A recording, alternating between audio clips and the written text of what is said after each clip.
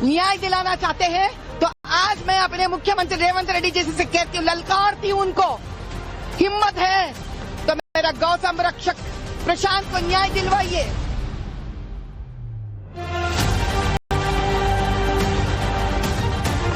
तो फिर क्या जुनैद और नसीर के मारने वालों को भी गोली मारोगे? बताओ बीजेपी वालों, जुनैद और नसीर को जिसने मारा तुम उसका भी एनकाउंटर करोगे? नहीं करोगे तुम। इनको किसने इख्तियार दिया? कौन से आईपीसी में लिखा हुआ है, कौन से सीआरपीसी में लिखा हुआ है कि आप जाकर जुर्म तय करेंगे और मारेंगे, गोली मारेंगे?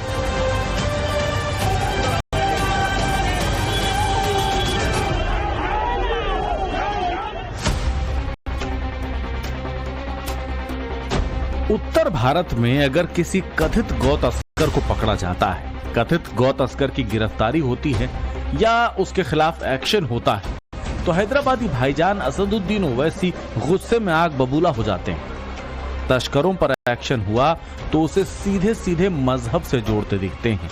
लेकिन अगर ओवैसी के खुद के गढ़ हैदराबाद में किसी सच्चे गौरक्षक को गोली मार दी जाती है तो भाईजान के मुंह से एक भी शब्द नहीं निकलता, एकदम सन्नाटा। क्यों भाई? ओवैसी साहब कम से कम हमले की निंदा ही कर लेते। पूरा घटनाक्रम क्या है वो भी आपको बताएंगे, लेकिन पहले असदुद्दीन ओवैसी के वो पुराने बयान सुनिए जब कथित गौ तस्कर की हत्या कर दी गई तो ओवैसी आग बबूला हो गए। तो फिर क्या जुनैद और नसीर के मारने वालों को भी गोली मारोगे? बताओ बीजेपी वालों, जुनैद और नसीर को जिसने मारा तुम उसका भी एनकाउंटर करोगे? नहीं करोगे तुम। इसलिए नहीं करोगे क्योंकि तुम मजहब के नाम पर एनकाउंटर करते हो। मारो जुनैद और नसीर के कातिलों को। नहीं मारोगे, अब तक एक पकड़ा गया, 9 गायब। नहीं करोगे। ये कानून की धज्जियां उड़ रही, एनकाउंटर नहीं, तुम कॉन्स्टिट्यूशन का एनकाउंटर करना चाहते हो। तुम रूल ऑफ लॉ को कमजोर करना चाहते हो। फिर कोर्ट किस लिए है, अदालत किस लिए है? इनको किसने इख्तियार दिया? कौन से आईपीसी में लिखा हुआ है, कौन से सीआरपीसी में लिखा हुआ है कि आप जाकर जुर्म तय करेंगे और मारेंगे, गोली मारेंगे और बर्बाद कर देंगे? ये लॉलेसनेस भी नहीं बोल सकते इसको। अगर ऐसा ही चलता रहेगा तो फिर एक वक्त आएगा कि देश में पुलिस थानों को बंद करना पड़ेगा और कोर्ट तो वीरान हो जाएंगे खुदा ना खास्ता, क्योंकि वो खुद तय कर रहे हैं। वो कोर्ट भी बन चुके हैं, पुलिस भी बन चुके हैं, क्योंकि सरकार उनकी तायीद कर रही है। आप इसको बंद कराइए। जुनैद और नसीर के साथ जो हुआ उसकी जांच हो, दोषी को सख्त से सख्त सजा दो। किसने रोका है? देश कानून से चलता है, कानून में जो तय है वही हो।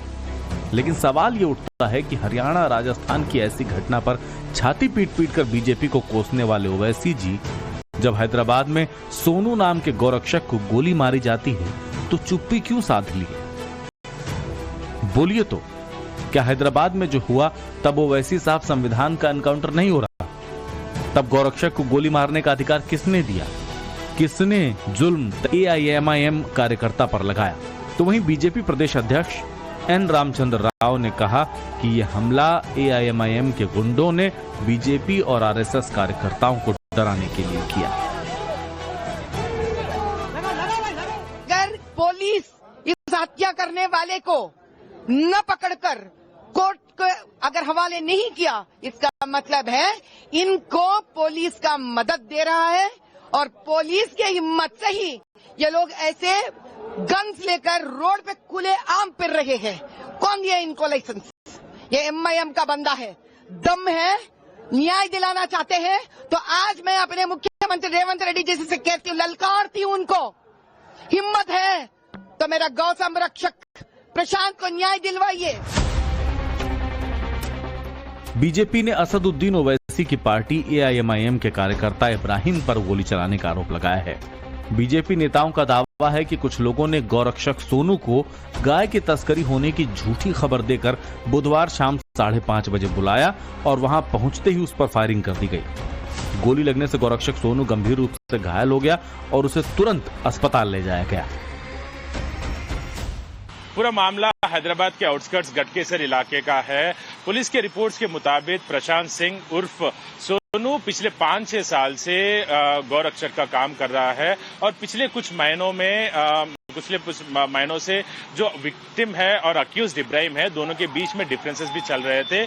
सोनू उर्फ प्रशांत सिंह वहां पे पहुंचे थे और वहां पे हीटेड आर्ग्यूमेंट के बाद जो अक्यूज्ड इब्राहिम है, कार में से अपना बंदूक निकालकर फायरिंग भी की है। इस मामले में पुलिस ने आरोपी इब्राहिम को भी गिरफ्तार किया है। समझौता करने के लिए और काइंड ऑफ अंडरस्टैंडिंग के लिए उधर से ये लोग आके इधर बात करने के लिए उनसे प्रशांत से पूछा। प्रशांत ओनली गिव दिस टाइम, ये समय इधर आइए बोल के इधर ले आया। ये इधर जब अक्यूज का अरेस्ट किया हम लोग, इब्राहिम ये बहादुरपुरा का है और मोहसिन ये काला पत्थर का है और श्रीनिवास ये शाहबाद का है। देन हनीफ ये अभी हम पकड़ना है और राजेंद्र नगर का है। सोनू और 10 उन्हें सवार कर दूंगी मैं। गौरक्षा के लिए वाल्मीकि समाज की बहू हूँ मैं बड़ी। जो करे मेरे बेटे को, उसको अरेस्ट करना, मेरे बेटे के साथ अन्याय करे, एनकाउंटर करे, उसको 24 पकड़ना, मेरे बेटे को उसको पकड़ के लाना हमारे सामने। कैसा मारा उन अकेले को देख के। गौरक्षक पर हुए इस जानलेवा हमले को लेकर हैदराबाद की सियासत गरमाई हुई। बीजेपी ने गौरक्षक पर हुए इस हमले के खिलाफ जोरदार प्रदर्शन किया है। बड़ी संख्या में पहुंचे बीजेपी कार्यकर्ताओं ने डीजीपी ऑफिस का घेराव किया। बीजेपी कार्यकर्ताओं ने इंसाफ की मांग करते हुए जमकर नारेबाजी की।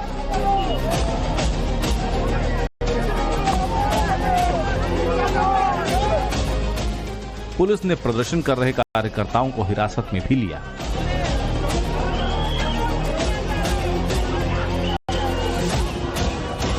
डीजीपी ऑफिस है, यहाँ पे भारी संख्या में कार्यकर्ता पहुंच के यहाँ पे प्रोटेस्ट करने के लिए उन्होंने कॉल दिया है। अभी हम क्लियरली देख रहे हैं बीजेपी के कार्यकर्ता जो यहाँ पे पहुंचे हैं उनको इमीडिएटली प्रिवेंटिव कस्टडी में लेके यहाँ से शिफ्ट कर रहे हैं। तो अभी फिलहाल यहाँ से गोशामहल ग्राउंड शिफ्ट करेंगे और वहाँ से लोकल पुलिस स्टेशन शिफ्ट करेंगे।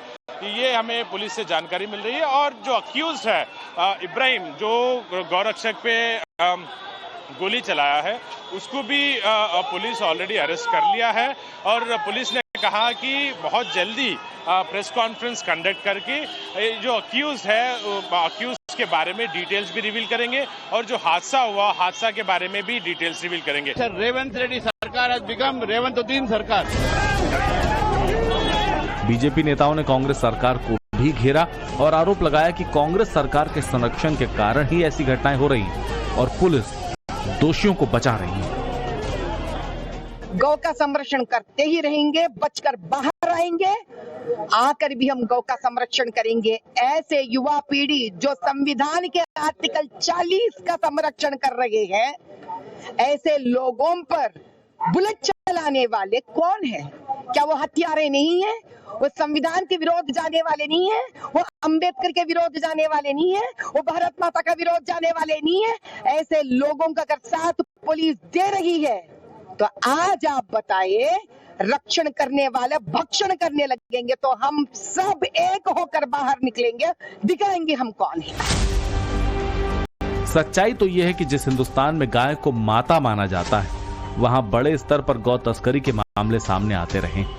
सबसे पहले बात उत्तर प्रदेश की करें तो मुख्यमंत्री योगी आदित्यनाथ की जीरो टॉलरेंस नीति के तहत गौकशी और गौ तस्करी के मामले में 1 जनवरी 2024 से 31 अगस्त 2025 तक 18 करोड़ रुपए से ज्यादा की अवैध संपत्ति गैंगस्टर एक्ट के तहत जब्त या ध्वस्त की गई।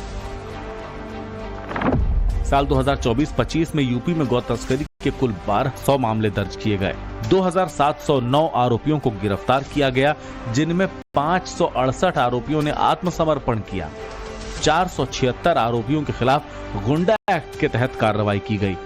9 आरोपियों पर एनएसए लगाया गया, जबकि 288 आरोपियों की हिस्ट्री शीट खोली गई। 1328 आरोपियों की गैंगस्टर एक्ट के तहत संपत्ति जब्त की गई, जिसकी कीमत 9,97,43,000 बताई गई।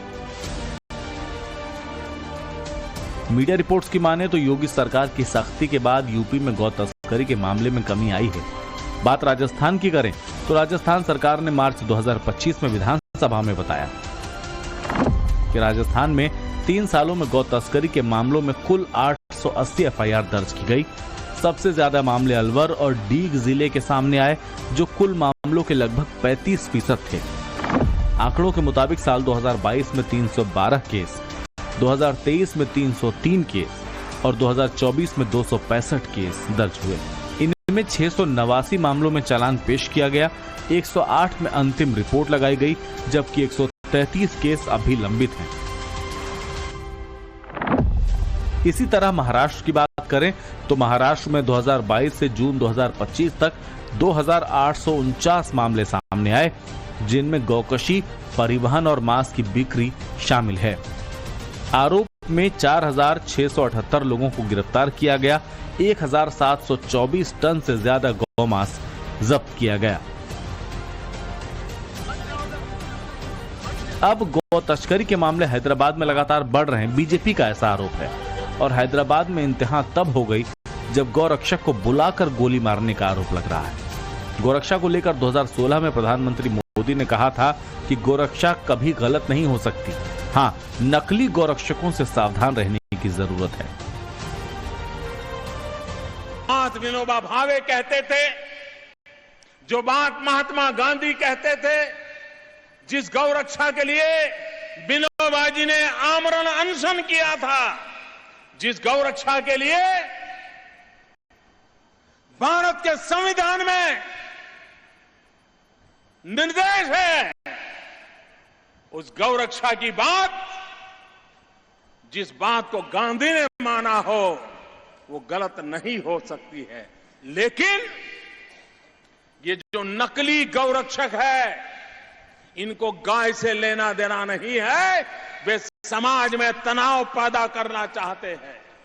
और इसलिए मैं सरकारों को कहना चाहता हूं कि आप भी ऐसे नकली गौरक्षकों की छानबीन कीजिए, उन पर कठोर कार्रवाई कीजिए। लेकिन हैदराबाद का सोनू नकली गोरक्षक नहीं, बल्कि 5-6 साल से गोरक्षा का काम कर रहा है। सोनू की मां खुद कहती हैं कि गोरक्षा के लिए 1 नहीं 10 बेटे कुर्बान। लेकिन गो तस्करी को मजहबी चश्मे से देखने वाले सियासतदां गोरक्षक पर हुए हमले पर चुप क्यों हैं? ये सेलेक्टिव चुप्पी वोट बैंक की पॉलिटिक्स है क्या? Bureau report, times now, Navbharat.